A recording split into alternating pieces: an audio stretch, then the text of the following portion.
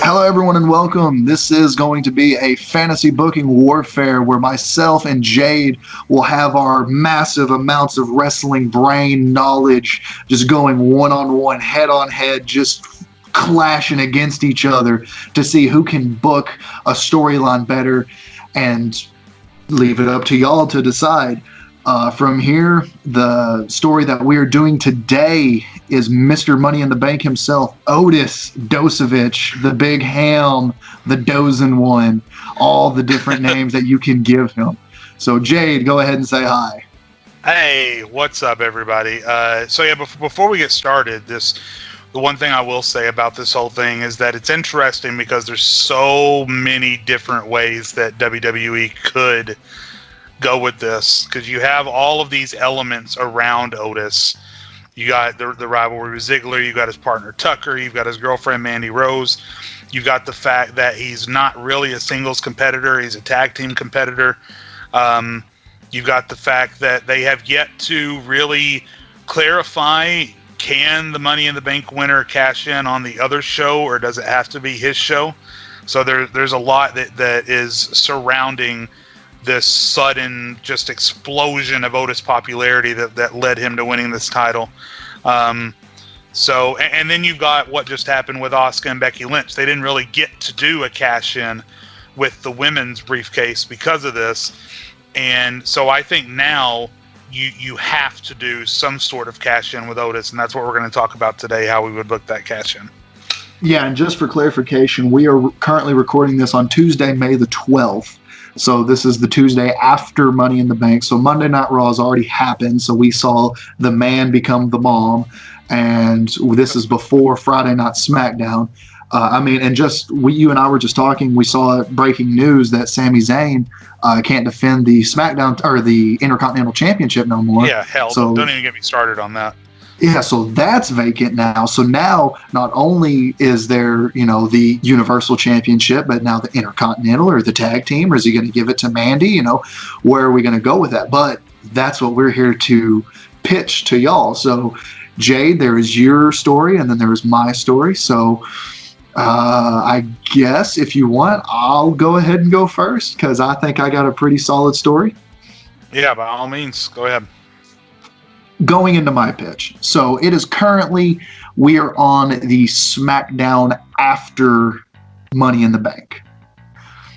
Very first thing that comes out is Otis. And he comes out, and it is the most redneck looking thing you've ever seen in my entire life. Like, I'm from Arkansas. So and you've seen some redneck stuff. Yeah, that's what yeah. I have done redneck things. It is, I'm talking, there is just so many styrofoam coolers that are full of nothing but like just natty light. There is just, barbecue pulled pork. There's, smokers. There's Bubba. That's not an actual wrestler. There's just a guy. And when you look at him and you go, that's a Bubba right there. So, there's just so many people out there. Otis comes out and he's got Tucker with him, and he's got Mandy with him.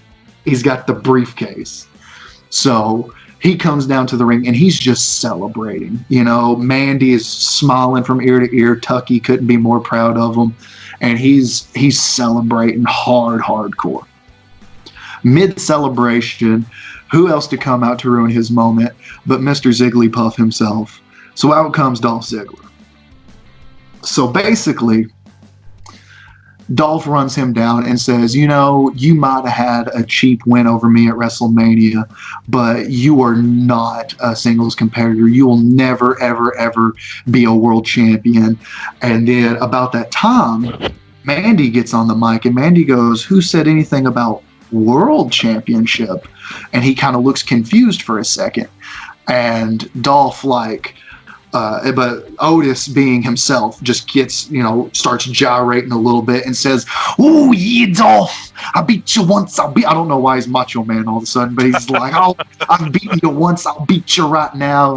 And Dolph's like, "All right, you want to go? You want to go?" And then he tries to get a cheap shot on him, but he catches him and he picks him up and puts him through one of the tables that had pulled pork and all that good stuff on it. Potato salad goes flying everywhere. That's very WWE, by the way. Well, yeah, but honestly, You I have a can table see full of fixins. fixins. Anyways, so the whole purpose of my story, because what's good about a Money in the Bank? There's two things that Money in the Bank's really, really good about.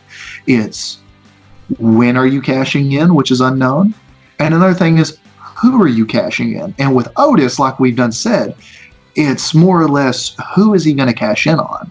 Because yeah, it's all, usually you go for the world heavyweight champion, whether that be WWE, Universal, whatever. But at the same time, you also have the tag team titles that he's thinking about going after. So that is kind of the point of my whole story, is what I'm pushing for, is you don't know who Otis is cashing in on.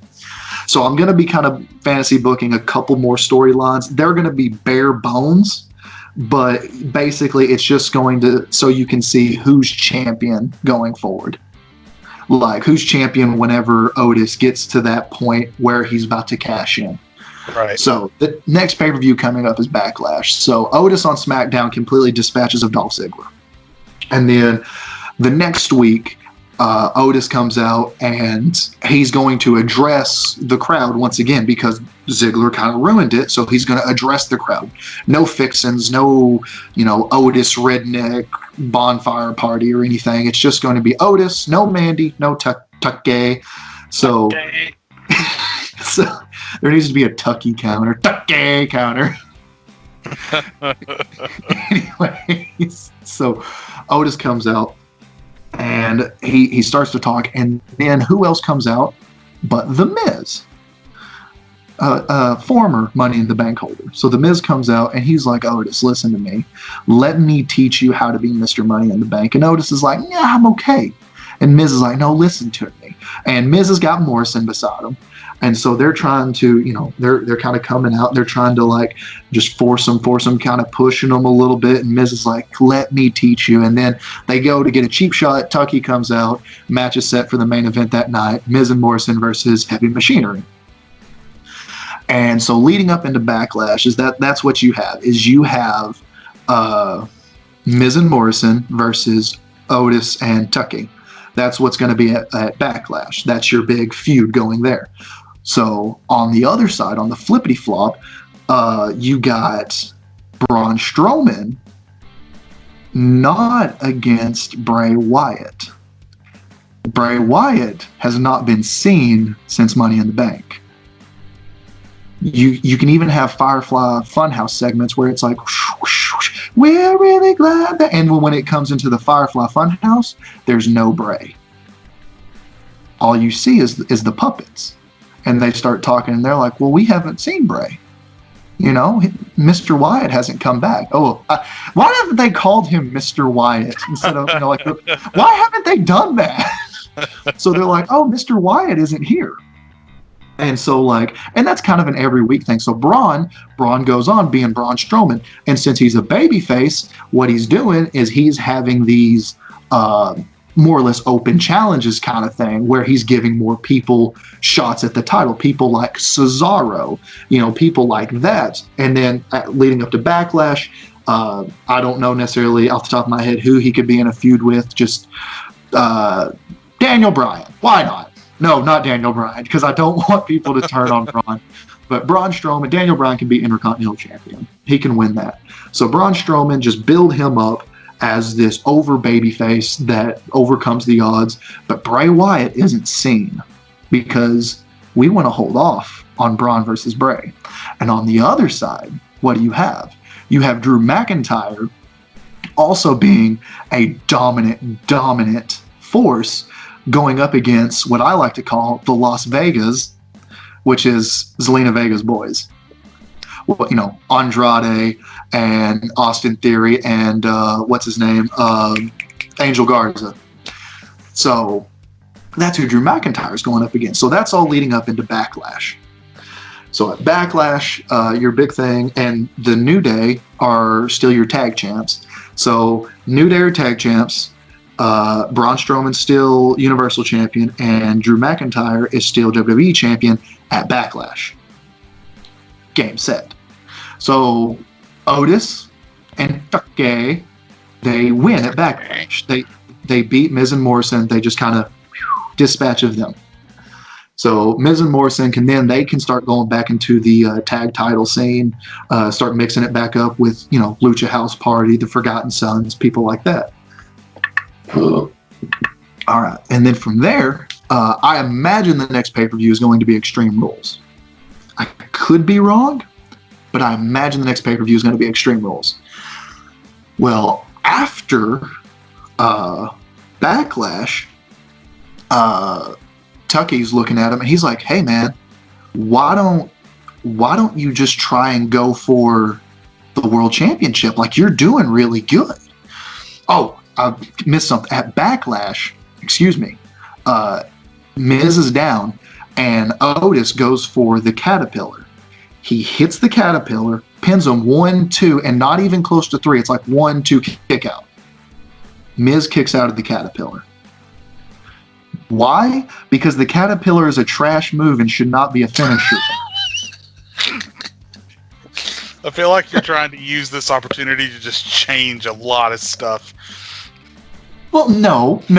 We're building him to where it's called Pray Mr. Wyatt, and you've killed the Caterpillar, and you fucking...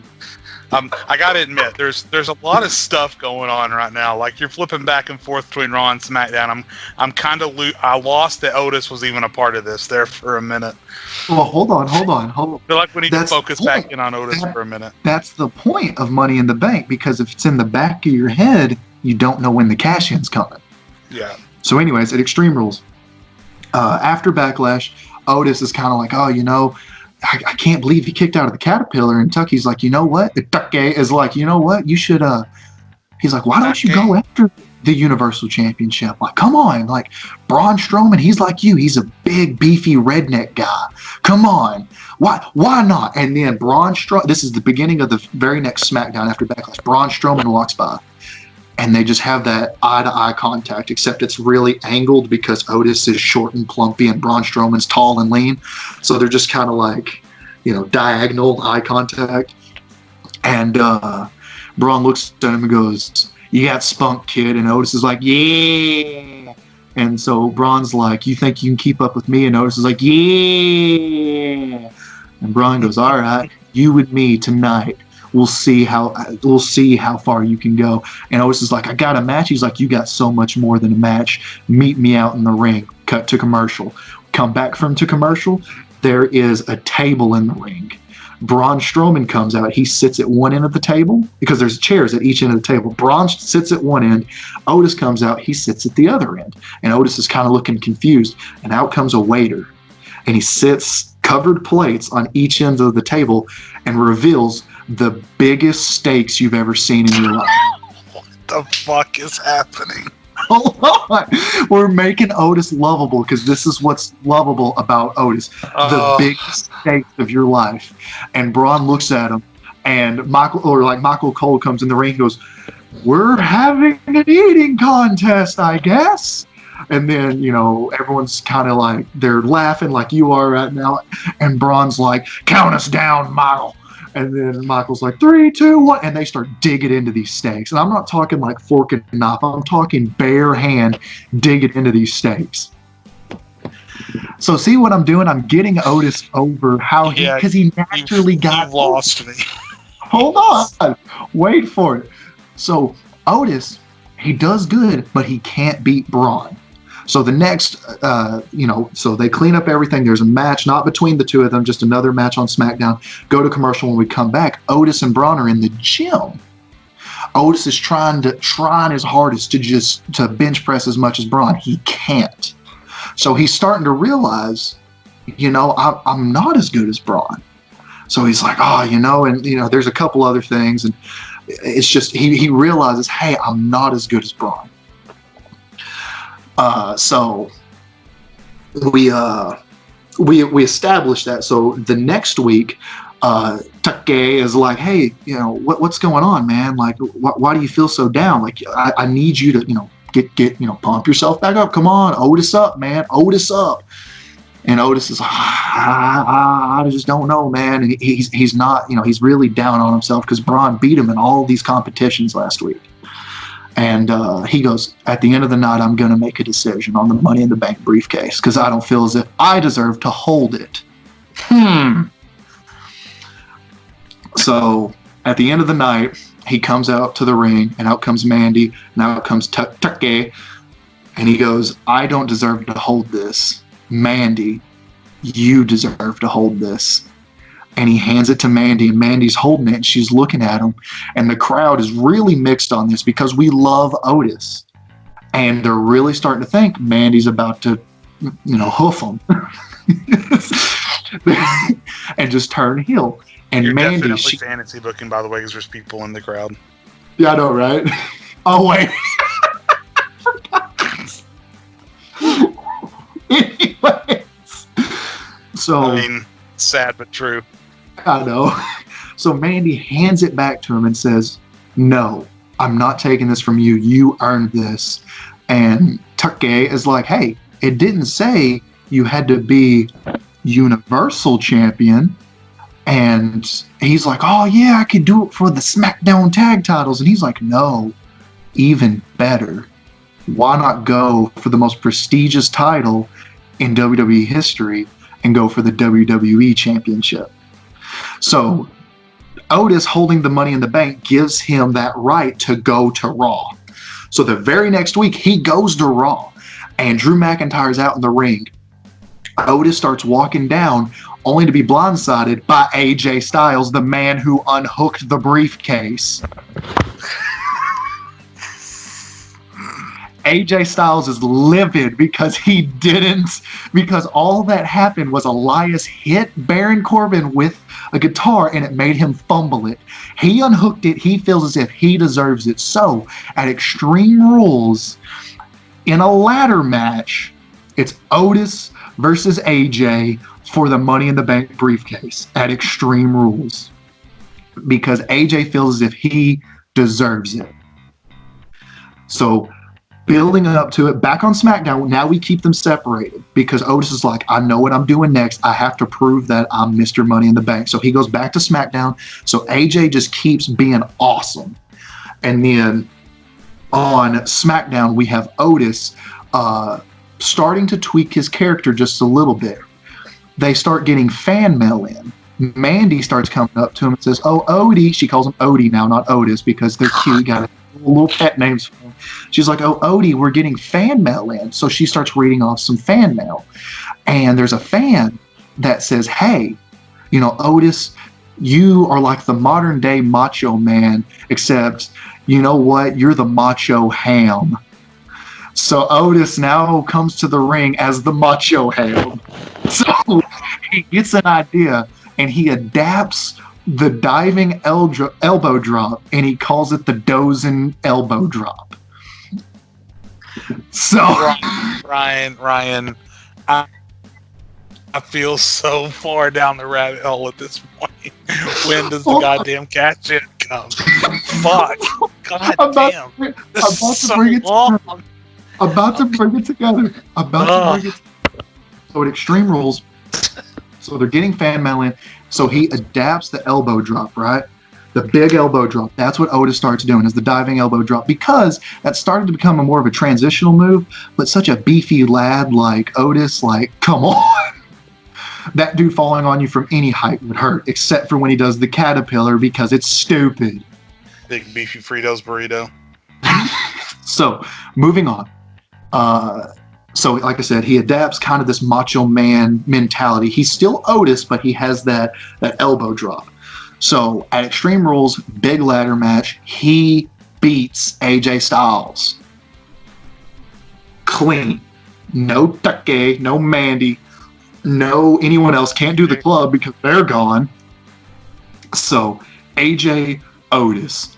And there needs to be a spot where AJ puts the ladder on top of Otis and tries to climb up it, but Otis just bench presses it up and just gyrating the whole time. His fat's all jiggling. He's just, it's funny. It'd be awesome. He beats AJ.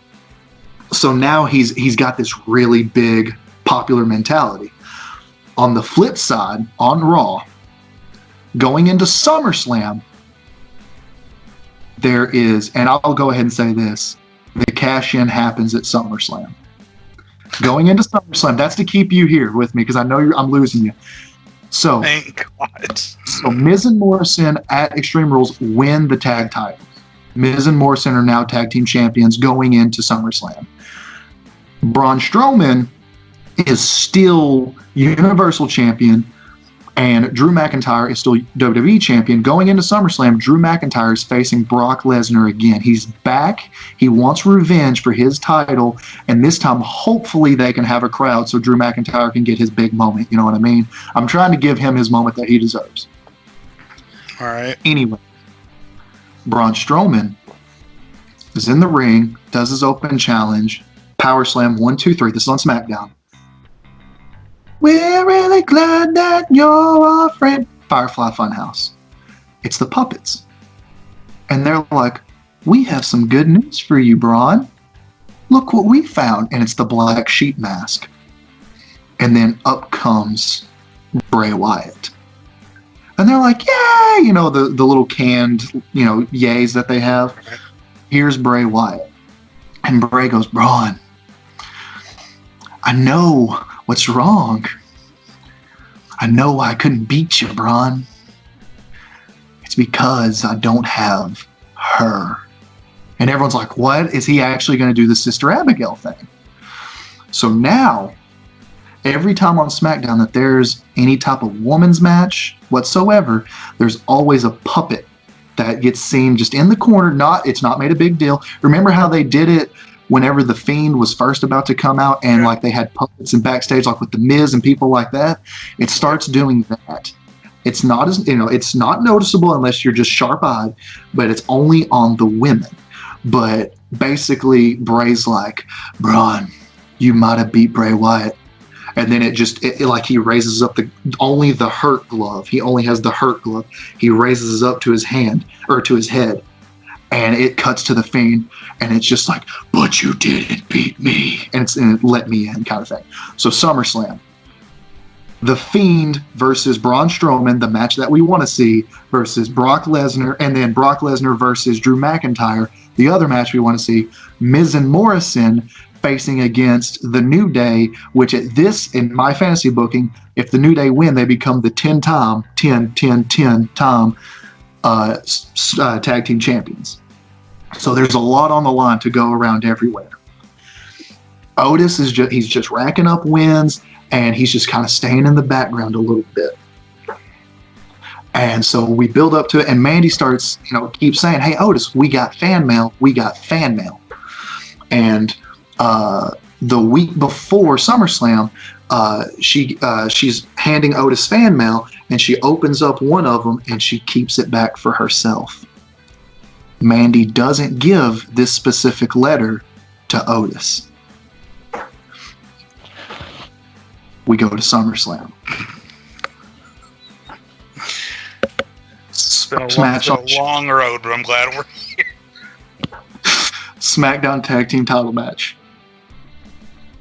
Miz and Morrison. New Day. The New Day win. They're celebrating. Nothing happens. We cut backstage and we see Otis. And we see Mandy, and Mandy comes up to him. And Mandy goes, Otis, I'm sorry I kept this from you, but you need to see this. And she pulls out the fan mail letter. And across it, it says, to Rose, to my Rose. And, but it's written in like, you know how they do the ransom letters where they cut up like different parts of magazines? Right. That's how it's written on there. It's like, man, this is kind of weird. So then we have Drew McIntyre versus Brock Lesnar. That's the main event of SummerSlam. So then we have Braun Strowman versus The Fiend. The Fiend comes out, Braun Strowman. They have, I'm talking a brutal match. I want 5 running power slams. I want The Fiend to just let the 2 beefy dudes be beefy. Come on. The Fiend gets him in a Sister Abigail. Sister Abigail's him. gets him in the mandible claw, picks him up by the mandible claw. Mandible claw Sister Abigail's him. The Fiend pins Braun Strowman. 1, 2, 3. The Fiend becomes Universal Champion once again. The Fiend celebrating. There's the fireflies and whatnot. People are they're happy the Fiend is back because he's dominant again and everything. The Fiend goes to walk out, and all of a sudden you just start hearing this like really creepy, subtle like whoa, and out comes this hooded figure in all black, and she because it's a feminine figure stands at the top of the ramp, and the Fiend is stuck. He doesn't know what to do. And he has the hurt in the heel, and he reaches out with the heel glove, and the hooded figure stretches out a hand, and the Fiend can't believe it. And then from behind is Otis with the money in the bank, and he clocks the Fiend in the back of the head with it, and the Fiend goes down. The Fiend starts to come back up, but Braun, not seeing Otis, because Otis then rolls out of the ring after he clocks him, Braun picks up the Fiend and power slams him one more time. Braun walks out of the ring. The Fiend starts to do the spider walk, but Otis does the Macho Man Dozen drop and drops an elbow on the Fiend while he's in the spider. And then the hooded figure throws up the hood, and it's Mandy Rose. She's played the Fiend, pretending to be Sister Abigail. Otis cashes in, and the Fiend tries to do that running crossbody. Ding, ding, ding, the match is official. He tries to do the running crossbody, but bounces off Otis because he's like SpongeBob. He doesn't feel pain. And then Otis he levels him out. He does another elbow drop, pins the Fiend. 1, 2, 3. Otis is your Universal Champion, and he's beat the Fiend to do it. And then Mandy Rose peels off the robe, and she's just in, skimpy attire. She runs in the ring, and they have, Macho Man Miss Elizabeth moment. There you are. There it is. It's finally done. Otis is Universal Champion, and he's beat the Fiend. I want to watch the world burn. Oh boy. I know that was here. I know that's like 30 minutes. I'm sorry. Bing bong. We have arrived. Please watch your step as you exit the train. Bing bong. So, okay. So let me unpack this. I just really think there was a lot of stuff in there that did not need to be in there. the whole steak dinner scenario. I guess so. No, that needs to be in. And then honestly, I forgot the part where Mandy was going to get a fan mail in with a dozen roses, and she was going to be like, Otis, these are for you. And he's like, I don't need a dozen roses. I just need one dozen rose. Just fuck. I think my biggest issue just with, and again, I don't have an issue with the beginning, the middle, or the end. Just as the package, it just feels so overproduced WWE, and it makes me sick. Like the steak gym that could have been done with a simple Braun Strowman coming out and say, I know you've got the briefcase. I'm not going to stand around and wait. Come out here and fight me now. And like, Otis doesn't cash in the briefcase. He gets challenged to a match and he gets his ass handed to him. And that leads to the, I don't know if I can do this. And then he goes to Raw and we have the cash in thing. I sort of lost in the middle how he gets back from Raw to SmackDown.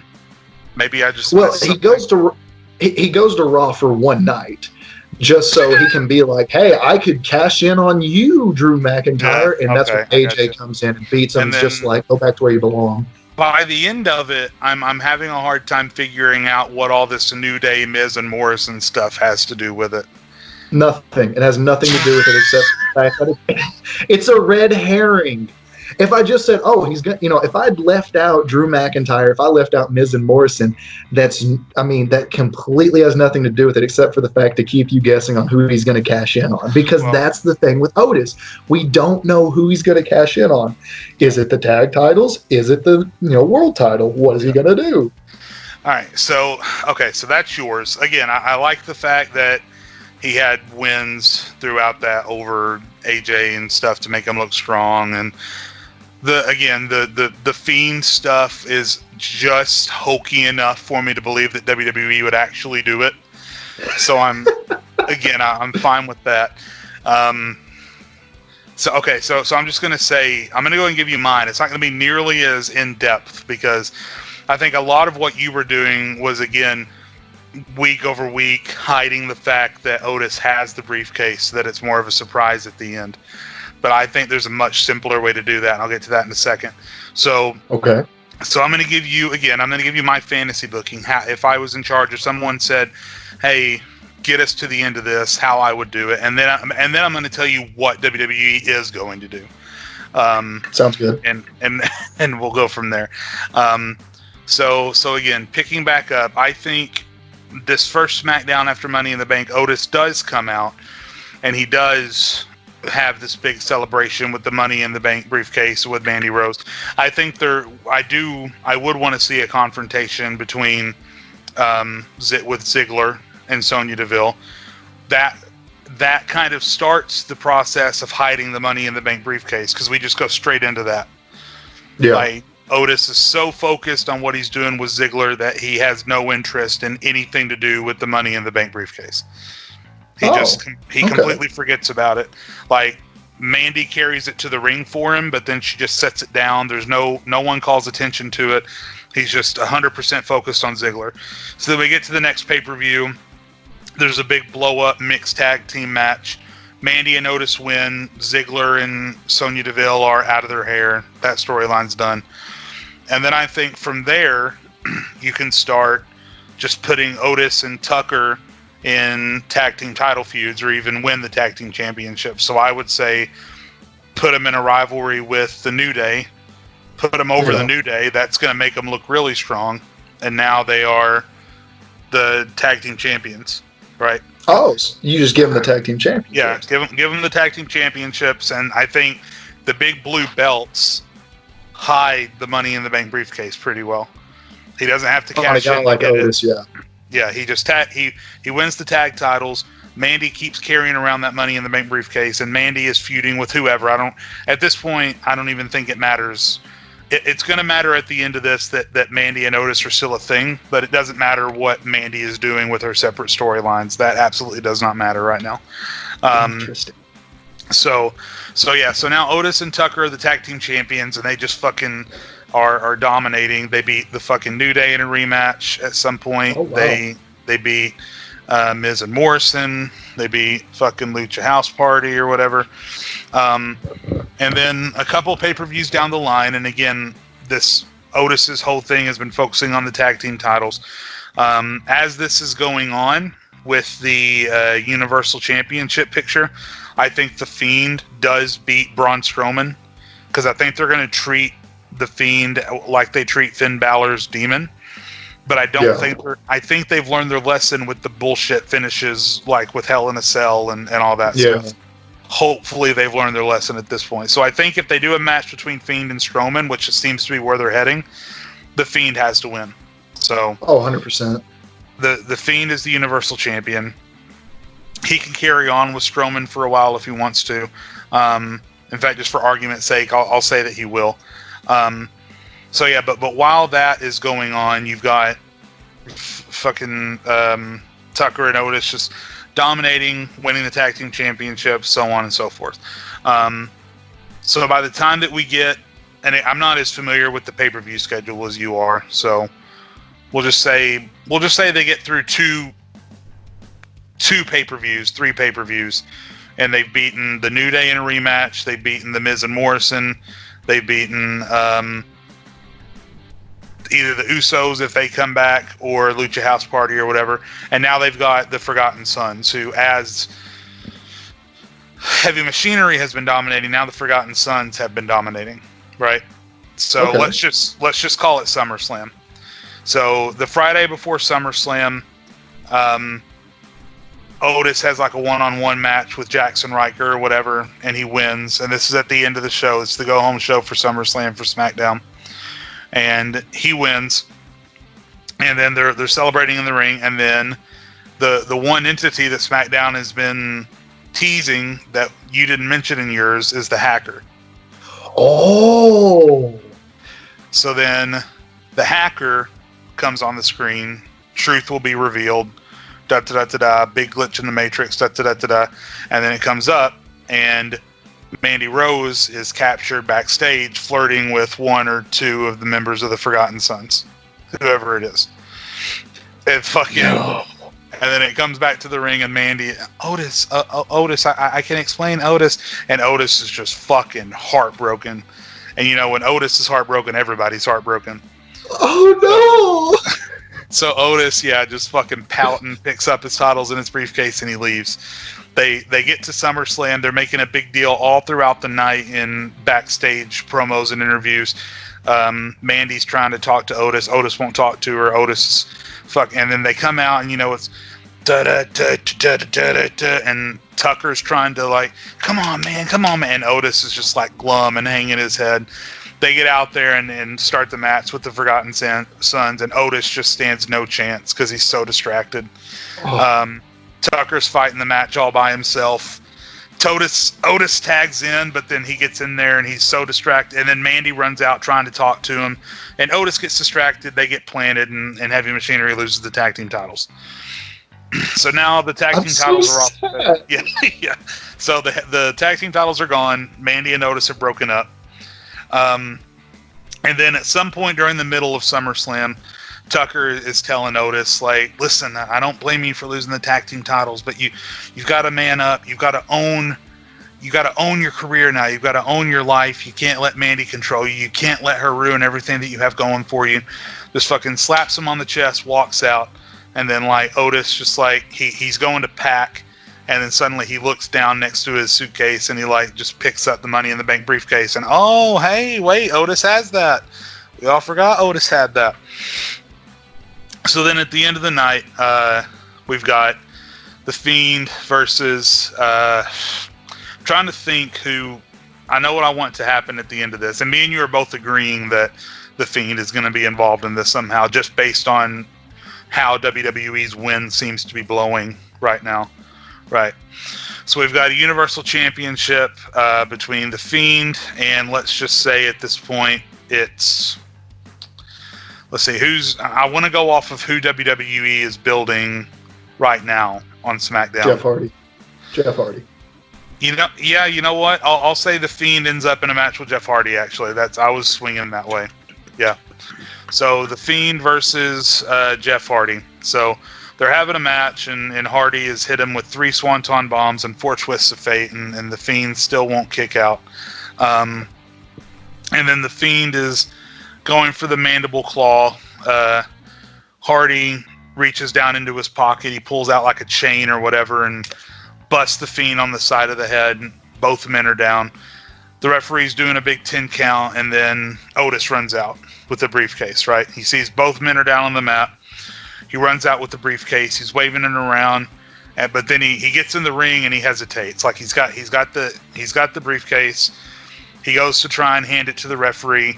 He just can't do it, and then suddenly he turns around like he's going to leave, but then he just says, like he's remembering what Tucky told him to do, and he's just like, no, I'm going to do this, and he turns around and he shoves it in the referee's chest, and he's like, let's go, and then we've got a triple threat match, right? So he immediately gives a fucking caterpillar to The Fiend, goes off the ropes, gives him another caterpillar, goes off the ropes, gives him another caterpillar. He turns around, eats a fucking twist of fate from Jeff Hardy. Hardy goes up to the top, goes for a swanton, misses. Dozovich does a big crossbody, gives Jeff Hardy a fucking caterpillar, turns around, fucking mandible claw from The Fiend, fucking working him down. But the crowd at this point is hot because Otis has already lost the tag titles. Otis has already lost Mandy. So the crowd, and again, I'm fantasy booking because there's a crowd. But the crowd is just fucking, Otis. And Otis works his way out of the fucking mandible claw, and then just does this fucking Hulk up thing where he's shaking and he's rattling and he's rolling. And then so he goes on an offensive streak. The Fiend does counter it, but then he turns around into a twist of fate for Matt Hardy. And when Matt Hardy hits that twist of fate and his face hits the mat, his mask comes off. And suddenly, like, the lights start flashing and the fucking glitches in the Matrix and all that. And then the lights come back on and the mask is off. And now we've just got Bray in his fucking sweater. Bray's like, oh no, I can't do it. And Bray just fucking, he turns around and he fucking eats a big move from Otis. And then Hardy tries to go for another Swanton, reverse fucking power slam, Caterpillar pins Hardy. Otis wins the Universal Championship. So I love it. So yeah, a lot less detailed than yours, I know. But again, I think winning the tag team titles really early on and immediately distracting from the Money in the Bank with the Ziggler program and finishing that out in the mixed tag match or whatever. So then and then it makes in one night it turns Otis into like the most over fucking relatable babyface ever. Because he loses the girl, he loses the titles, and then he goes out. And again, I think it's just crazy enough WWE would book it to protect the Fiend, have the fucking mask fall off somehow, and now it's just Sweater Bray who eats a finisher, and then he actually pins Jeff instead of Bray and becomes the Universal Champion. Dang it. That's my fantasy book. We're similar in that we're trying to hide the Money in the Bank briefcase, and we're similar in that we both have him, not necessarily, we have him beating the Fiend, but you have him directly pinning the Fiend, right? Yeah, if I could, I mean, this doesn't go towards the votes or whatnot, but if I could, I would like to adapt your idea of whenever I have my hooded Sister Abigail figure come out, like the lights flash, and while the lights are flashing, that's when he turns back into Mr. Rogers' character. Transition into Mr. Rogers. But your original idea was just the Fiend is distracted. Yeah. The and Macho Man elbow, and then, So, I forgot that I didn't want to call it the Dozen elbow drop. I wanted to call it the ham-fisted elbow drop. Yeah. Ham-fisted. Boom. Yeah. So tell us in the comments, either here on YouTube or I think we're going to post it in a Facebook group or two. Tell us in the comments which of these you like better, which of these would you prefer to see to get Otis over in the Money in the Bank briefcase. But now I would like to go ahead and tell you what WWE is definitely going to do. I would also like to take a stab at this too, because I have a couple ideas. Yeah. So I'll do the opposite idea of what you do. Just make sure you get there in a hurry. 2 minutes flat, trust me. So I think what WWE is going to do is they are going to do something similar to what we're talking about in hiding at first, that he actually has the Money in the Bank briefcase. I think they're going to try and make us forget about it. Tag team title run, continue the rivalry with Dolph Ziggler. I'd rather see a WWE tag team title run just to bring Tucker back into it. Because I feel like Tucky's kind of getting the shaft in this whole thing. A little bit. So I'd rather see Tucker come back. But what is going to happen is they are going to continue this this Tucker or this Otis Mandy Rose storyline, and they are going to make them super close on screen and keep doing the cute posts on Twitter and all that stuff. And eventually, Otis is going to try and cash in on a heel champion, whoever that is. In this case, I don't think it's going to be the Fiend if this is how they do it. Because I think Mandy would maybe be too scared to help the Fiend or whatever. But there's going to be this moment where Mandy is in the ring. The heel is trying to cheat to beat Otis. The referee is down. It looks like Mandy's about to help her man win. Then she just turned it around, hoofs fucking Otis in the dick. Hoofs Otis in the dick. Otis eats a finisher from whoever the champion is and fails to cash in.